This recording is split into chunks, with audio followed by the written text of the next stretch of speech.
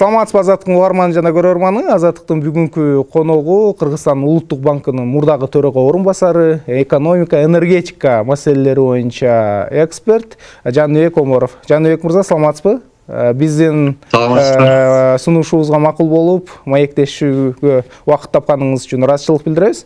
Мен соңку күндөрү дүйнөдө талкуу болуп аткан АКШ президенти Дональд Трамп жарыялаган жооп тарифтер аталган саясаттын алкагында, ошонун тегерегинде сиз менен баарлашсам деп турам. Мына 2 апрелде Трамптын администрациясы буга чейин убада кылгандай дүйнөдөгү 185 өлкөгө негизги АКШнын соода өнөктөштөрүнө тарифтерди киргизди. Анын өлчөмү, көлөмү ар түркүн, пайыздык өлчөмү ар түркүн болуп атат. Анан биздин ошо Азаттыктын угармандарына, Азаттыктын көрөрмандарына түшүнүктүү болуш үчүн дал ушул тариф киргизүүнүн таасири, жалпы экономикага, саясатка таасири тууралуу сиз менен маектешсекпи деп турабыз. Анан мына сиз экономикалык эксперт катары ушул АКШ ак үйүндө кабыл алынган чечимдер, анын себептерине жакындан көз салып турсаңыз керек. Бул тарифтер кандай иштейт, кандай мааниси бар? Эми мунун түп тамырын карай турган болсок, бул баягы акыркы мезгилде Америка менен Кытайдын баягы экономикалык тайлашуусу кызып баратпайбы? Бөтөнчө баягы Кытай акыркы жылдары тез өнүгүп алдыга кетип, баягы Америкага атаандашууну көрсөтүп атат да. Анан өткөн шайлоо өзүңөр көргөндөй билгендей, ушул маселе негизги маселелердин бири катары көтөрүлүп, ошол бир Трамптын да жеңишине алып келди да. Ошондо бул азыркы президент ошондо убадаларынын бири ушул соода дефицитин жөнгө салыш керек. Америка ошо көп жылдардан бери башка мамлекеттерде мындай бир утулуштукка ээ болуп келди. Ушундай бир чынчылдык соода жүргөн жок деген маселени көтөрдү да. Анан ошол убадасын азыр аткаруу боюнча ушул азыр кескин тарифтерди киргизди да. Бирок мынчалык кескин тарифтер кирген көпчүлүк күткөн жок. Бөтөнчө экономисттер аябай таң калуу менен карап атат. Анткени булар баягы чоң терс таасирлери тийгизет жакын арада деген ойлор айтылып атат. Анан эми Трамп мындай кылып атат да, бул азыркы президент бүт дүйнөнү карап көрүп, азыр Америка соода дефицити биртөө эле чоң болуп атпайбы? Соода дефицити деген баягы импорты экспортко караганда кыйла жогору. Анан ошо ар бир мамлекет менен карап көрүп, кайсы мамлекеттерде ошол дефицит түзүп атат. Мисалы, негизги партнерлору Кытай биринчи ирет, Европа биримдиги, Канада, Мексика, башка мамлекеттер баарын карап көрүп, ошол кайсы мамлекет көбүрөөк дефицит түзүп атса, ошолорго бийигирээк тариф эсептеп чыгышты да. Анан ошону ушу жакын арада келаткан жумада ишке кирет деген жарыяланды кечээ. Эми бул бир жагынан баягы саясий кадам, экинчи жагынан баягы саясий кадам деген баягы сүйлөшүүлөргө түрткү берет. Ошол мамлекеттер мындай бир жанагы Америкага болгон мамилесин соода жагын жеңилдетет деген үмүт менен. Экинчи жагынан баягы мындай узак мөөнөттө Америка баягы өндүрүштү ашы Америкага келет деген максатты айтып атат да бул администрация. А бирок баягы экономисттердин айтуусу боюнча жакын арада биртөө эле терс таасирлер чыгышы мүмкүн да, эгерде сүйлөшүүлөр мындай оң натыйжасы бербесе. Жөнөкөй жаран үчүн, жөнөкөй адам үчүн, жөнөкөй көрөрман үчүн түшүндүрө кетсеңиз, мисалы, Европа биримдигине 20% тегерегиндеги деп ар түркүн чен өлчөмдөр коюлбаду, базалык тариф катары 10% депчи. Мына ушул нерсе кандай иштейт? Бул эми тариф деген бул мындайча айтканда бул салык да, баягы Пошлина.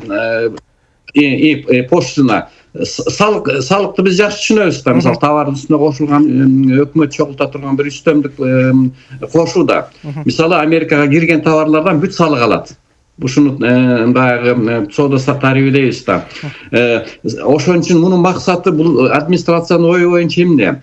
Эгерде ошол товар Американын ичинде өндүрүлсө мындан ары, анда ага эч кандай салык жок, тариф жок, анын баасы төмөн болот. А эгерде ошол эле товарды мисалы Кытайдан болобу же Канада же Мексикадан алып келсе, ошого жанагындай чоң тариф киргизебиз деп тигил эмеге бөгөт коюлуп атат да, сырттан келген товарларга. Ошол товарлар Американын ичинде өндүрүлсүн деп.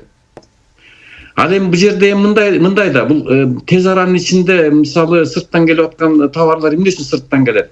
Демек ошол жакта бул эң бир мындай экономикалык жактан натыйжалуу, төмөн баада жеңил жол менен чыгарылат. Ошон үчүн ушундай соода түзүлөт да, ошол жактан келе тургандай болуп. Ал эми ошол жерге бөгөт койсоң тариф аркылуу, ал мамлекеттин ичинде дароо өндүрүлбөйт да, бир убакыт керек. Ал эми ошол убакыт өтмөйүнчө баа ошол киргизилген тарифке жараша көтөрүлөт. Демек бул инфляцияга таасир этет, жумушсуздукка таасир этет, жалпы экономикалык, макроэкономикага таасир этет да, анан экономиканын убактылуу баягы өсүшү төмөндөйт. Мына көрүп атасыңар, жанагы экономикалык көрсөткүчтөр, индекстер бүт төмөндөдү азыр. Анткени бул бизнестин баягы күтүүсү да ушул терс таасирлерге. Алдыңкы келечекте албетте ошол дүйнөлүк экономикада кандай өзгөрүүлөрдү күтсө болот? Эми бул аябай бир чоң бир кескин кадам болуп атат бул Америка тарабынан. Анткени жанагы айтпадыкпы, негизги түп тамыры бул жанагы Америка менен Кытай экономикасынын тайлашы да. Ошондо баягы Америка Кытай өзүнө мүмкүн болушунча шарттты жеңилдетип, анан өзүнүн конкурентине шартты мындай катаалдатканга аракет кылганы да.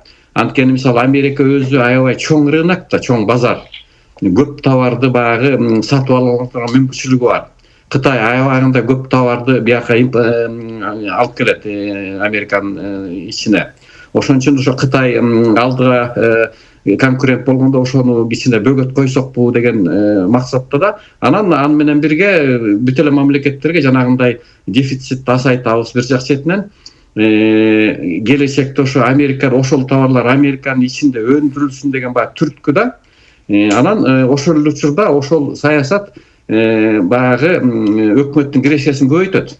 Анткени тариф деген бул өкмөттүн чөнтөгүнө түшкөн акча да. Ушундай максат менен азыр баягы саясий кызыкчылык болуп атат да. Албетте бул экономисттердин чочулагандыгы жанагы ушул саясаттын баягы терс таасирлери чогулуп отуруп баягы дүйнөлүк рецессияга алып келиши мүмкүн да, экономикалык өсүштүн төмөндөшүнө.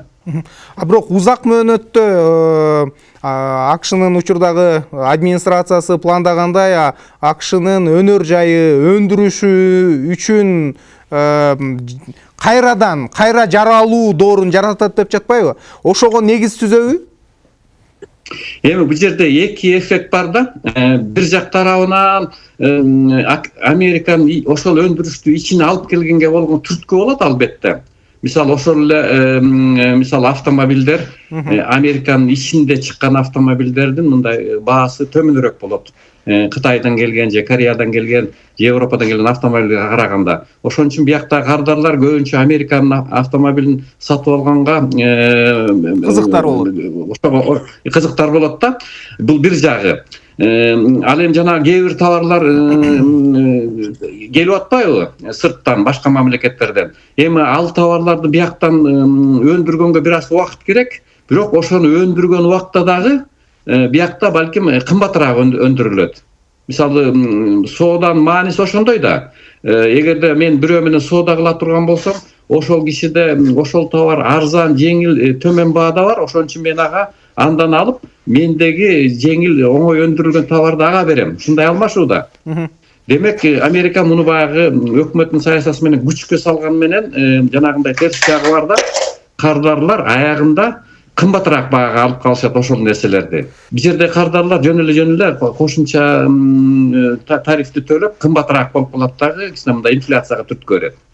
Ал эми жанагы чынчырлар албетте үзүрөт, соода структурасы түп тамыры менен өзгөрүлөт эгерде ушул тарифтер ишке кирип ушул бойдон калса, жанагындай саясий сүйлөшүүлөр натыйжа бербей калса, анда чынчырлар үзүлөт. Мисалы Кытай Америкага саткан товарларын мүмкүн болсоча башка жака жаңы рыноктарды издегенге аргасыз болот. Африкадан болобу, же Орто Азия болобу, же башка жактардан болобу.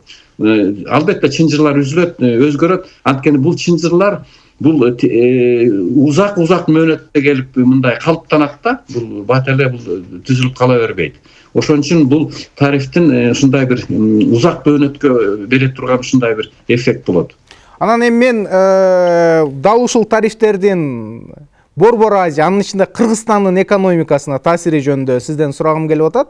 Албетте, ошол эгерде жакынкы күндөрү күчүнө кире турган тарифтерге ылайык ошо Кыргызстанга 10% тарифтер киргизилиши мүмкүн деп жатат. Бул эми жалпы базалык дүйнөнүн башка көп өлкөлөрү сыяктуу эле. Анан Кыргызстан менен АКШнын ортосундагы соода байланыштын, соода жүгүртүүнүн анча көп эмес көлөмүн эске алганда кандай таасирин тийгизиши мүмкүн? Эми АКШ менен азыр болуп аткан мындай соода анча жогору эмес, мындай бир түз таасири анча деле чоң эмес, түз. Бирок мындай бир кыйын таасирлери андан орчундуу болушу мүмкүн. Мисалы, биз көбүнчө товарды Кытай тараптан алабыз. Кытай, мисалы, Америка Кытайга өзүнүн рыногун белгилүү деңгээлде жаап атпайбы, мындай тоскоолдук мененчи, тариф тоскоолдугу менен. Демек Кытай ошол Америкага сатылбаган ашыкча товарларын башка жака сатканга аракет кылат да, мындай товар жаңы рынок издейт дагы, ошол товарлар биз тариф киргизген жокпуз да. Импорт тарифин өзгөрткөн жокпуз да. Значит, ошол товарлары бизге баа көбүрөөк болгондуктан сунуш көбүрөөк болот дагы, экономикада сунуш көбөйсө баа төмөндөйт. Биз ошол товарларды балким арзан алганга мүмкүнчүлүктөр болот. Бул бир жагы баягы жакынкы эффект. Ал эми атаандашкан экинчи жак экономикалык эффект бар. Баягы жалпы дүйнөлүк соода структурасы өзгөрүп атпайбы? Жанагы биз айткан соода өндүрүү чынчырлар үзүлүп, жаңы рыноктор пайда болгончо убакыт керек. Ошон үчүн жанагы өндүрүштүн баасы көтөрүлүп кетиши мүмкүн да, кээ бир товарларга бөтөнчө. Демек, ошол Кытай канчалык бат адаптация кыла алат ушул жаңы шартка. Ошого жараша баары бир жанагы кыска мөөнөттө жанагындай өндүрүштүн баасы көтөрүлсө, ошол эле биз алып аткан товарлардын баасы өндүрүү мындай баасы көтөрүлүп калышы мүмкүн да, чыгымы. Ушул эки тарапта бир Кыргызстан сыяктуу мындай чакан экономикасы бар, географиялык жактан Кытайга жакын өлкөлөргө бул жаңы мүмкүнчүлүкпү же жаңы тобокелчилик чакырыкпы? Бул эки жагы тең. Мындай абалдарда мүмкүнчүлүк да түзүлөт, тобокелчилик да түзүлөт да. Анан бул жерде мындай бир чоң бир белгисиздик пайда болуп атат да. Мүмкүнчүлүктөрү жанагы айткандай Кытай Америка менен чоң баягы соода асайганын себебинен башка Кыргызстан сыяктуу мамлекеттер менен башка мамлекет өлкөлөр менен мындай байланышты көбөйткөнгө аракет кылат да. Ошондо товардын баасы бир жак четинен асаят. Бул факт. Бул фактор ылдыйлатат да, бааны ылдый төмөнгө ылдыйга аракет кылат. Ал эми жанагы тобокелчилик жагы жанагы айткандай дүйнөлүк тобокелчилик пайда болот да. Жаңы чынжыр түзүлгүчө, жаңы структура бекигиче өндүрүштүн чыгымы чоңоет дагы. Ошол эле товарлар мындай бир чоңураак баа менен өндүрүлөт дагы.